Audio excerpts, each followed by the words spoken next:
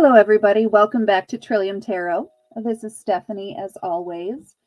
And for this video, I am going to flip through another more esoteric type deck. You can see, you saw on the title slide, and you can see the logo on the back of the cards with the square and compass, and on the back of the box that this deck has Masonic correlation to a certain extent. However, I don't yet know the extent. This is a reprint of a deck from quite some time ago. So I need to do more research on this deck, but I wanted to show it to you in case you are looking at it online or on Etsy and want to kind of have an idea of what this deck is about.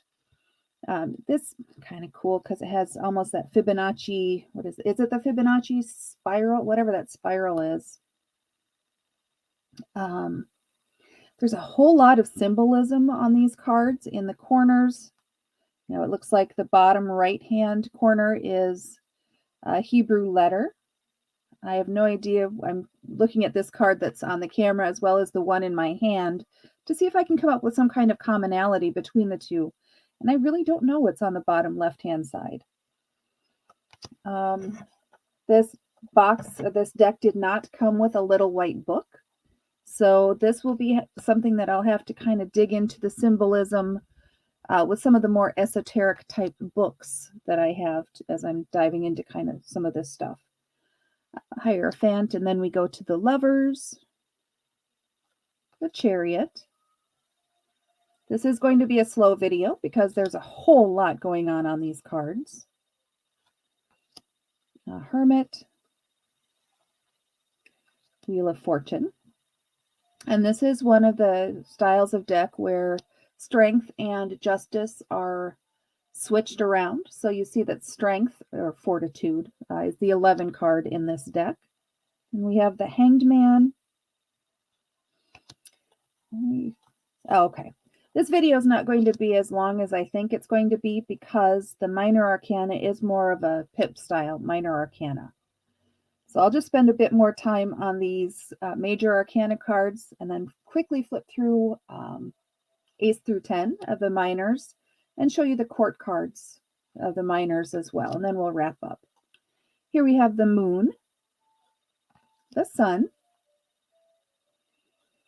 Judgment, and finally the World. So here we have the Suit of Swords.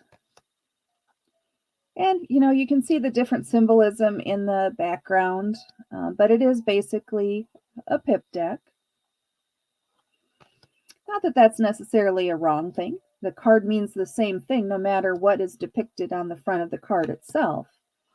But we are used to having fully illustrated cards. So sometimes that throws people for a bit of a loop. We go from the Knave or the Page of Swords to the Knight, and then the Queen, and finally the King.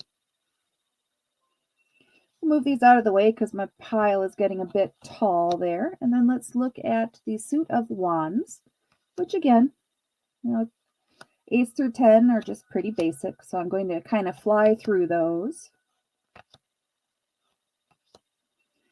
Now, even though these are more simple cards, they do have different imagery on the four corners of each of them. So I'm sure there's some, like this looks to me like the symbol for the sun, that circle with the dot inside. So that leads me to believe that some of those other symbols might also be astrology symbols or planetary. Could be alchemy. Who knows? So many possibilities. So this is kind of interesting. The Suit of Cups can be cups, or it can be what looks like colored hands, red or green. They're Christmas hands, basically. So these pip cards might be a little bit more interesting because they do either have goblet type imagery, different colors and types. And then we go to the Page, the Knight, the Queen,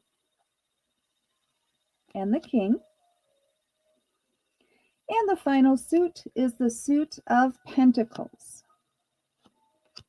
Now there are different images on the coins themselves. Now there's the cross there on the 2, and then the triangle on the 3.